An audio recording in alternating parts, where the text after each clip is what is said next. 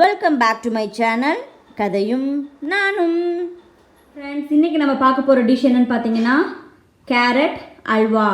So Deepavali இப்போ special ஸ்வீட்டில் நம்ம பார்க்க போகிற டிஷ் கேரட் அல்வா.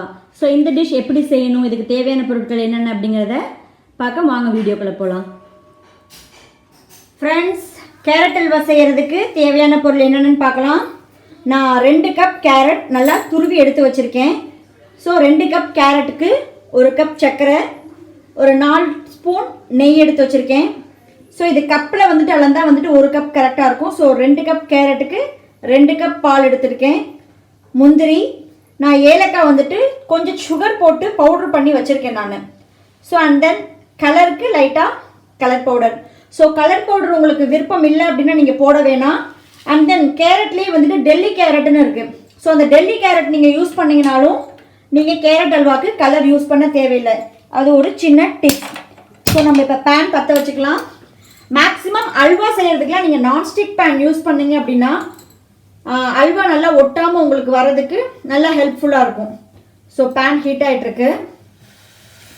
ஃபஸ்ட்டு நம்ம கேரட் அல்வா செய்கிறதுக்கு முன்னாடி நம்ம என்ன பண்ண போகிறோம் அப்படின்னா, ஃபஸ்ட்டு நம்ம முந்திரியை நெய்யில் வதக்கி எடுத்துக்கலாம். ஏன்னா நம்ம ஒரே பேன் யூஸ் பண்ணிக்குவோம், இல்லாட்டி நம்ம 2 பேன் செய்கிற மாதிரி இருக்கும். ஸோ அதுக்கு ஃபஸ்ட்டு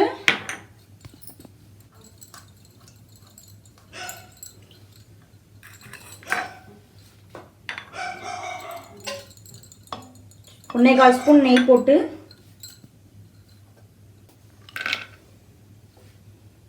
முந்திரியை வதக்கிக்கலாம்.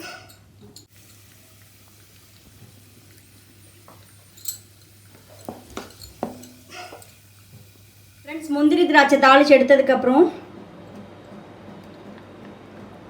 2 ஸ்பூன் கீ விட்டு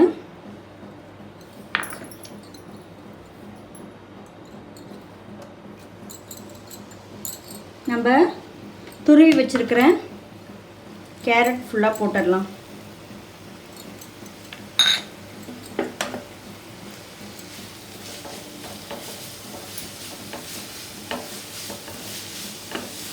கேரட் நல்லா வதக்கிக்குங்க.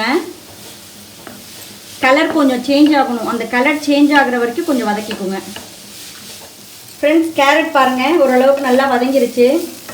ஆரஞ்சு கலர் லைட் எல்லோவிஷ்க்கு சேஞ்ச் ஆகிடுச்சு. ஸோ இந்த டைமில் நம்ம என்ன பண்ணணும் அப்படின்னா, நம்ம எடுத்து வச்சுருக்கிற பாலை இதில் ஊற்றணும்.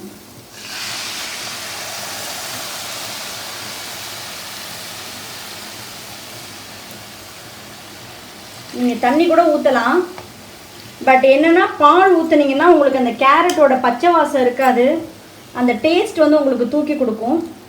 ஸோ இதை நம்ம ஒரு 3 மினிட்ஸ் 2 to 3 மினிட்ஸ் இதை நம்ம பாலில் நல்லா வேக வைக்கலாம்.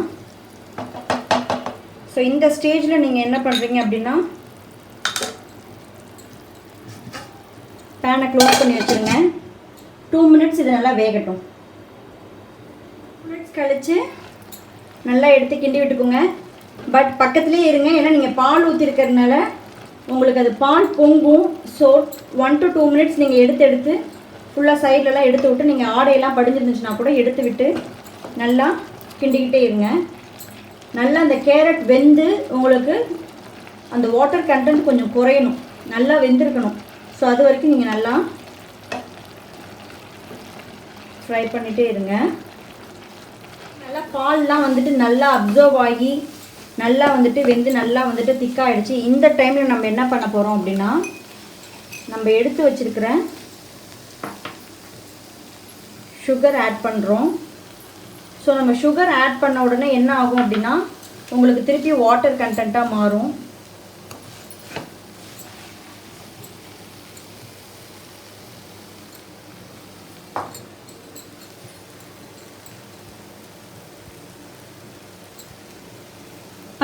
அப்படின்னா கொஞ்சம் வாட்டர் கண்டென்ட்டில் மாறும். ஸோ இந்த டைமில் நீங்கள் நல்லா கிண்டிக்குங்க. இப்போ நான் என்ன பண்ண போகிறேன்னா, ஒரு பிஞ்ச் ஏலக்காய் தூள், லைட்டாக நான் ஃபுட் கலர் ஆட் பண்ணுறேன். ஸோ அந்த கேரட் அல்வாக்கு ஏற்ற கலர். ஸோ ஸோ லைட்டாக ஆட் பண்ணிக்கோங்க. நீங்கள் ஒரு வேளை பேஸ்ட் யூஸ் பண்ணுறதுனா பார்த்து யூஸ் பண்ணுங்கள். ஏன்னா பேஸ்ட் நமக்கு ரொம்ப லைட்டாக ஆட் பண்ணாலே கலர் நல்லா டார்க் வந்துடும். மேக்ஸிமம் ஃபுட் கலர் யூஸ் பண்ணாமையே கொடுங்க வீட்டில் நீங்கள் சாப்பிட்றதுக்குன்னா. ஸோ பாருங்கள் நல்லா கெட்டியானது. இப்போ நல்லா தண்ணி வாட்டர் கண்டென்ட்டில் சேஞ்ச் ஆகிடுச்சு. ஸோ இதை நீங்கள் நல்லா கிண்டிக்கிட்டே இருங்க. ஸோ இப்போ கொஞ்ச நேரத்துக்கு ஒரு தடவை நீங்கள் என்ன பண்ணணும் அப்படின்னா இதில்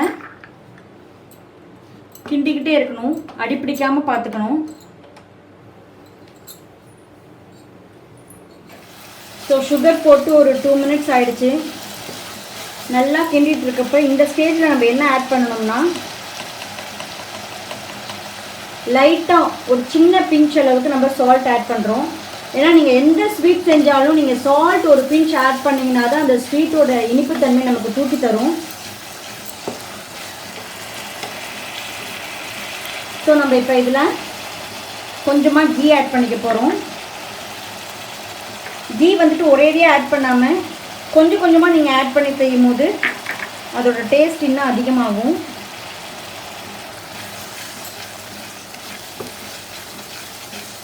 ஒரே டைமில் ஆட் பண்ணுறதுக்கு நீங்கள் 2 to 3 டைம்ஸாக மாற்றி மாற்றி நீங்கள் கீ ஆட் பண்ணிக்கோங்க. ஸோ இப்போ இன்னும் ஓரளவுக்கு கொஞ்சம் ட்ரையாக இருக்குது. ஸோ இந்த ஸ்டேஜில் நம்ம second time ghee 1 spoon add பண்ணிக்கிறோம். ஸோ நமக்கு நார்மலாக அல்வானாலே கீ தான்.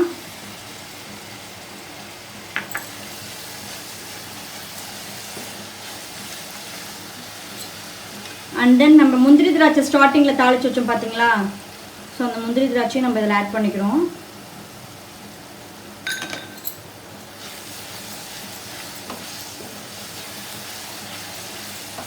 ஆல்மோஸ்ட் 90% ரெடி ஆகிடுச்சு.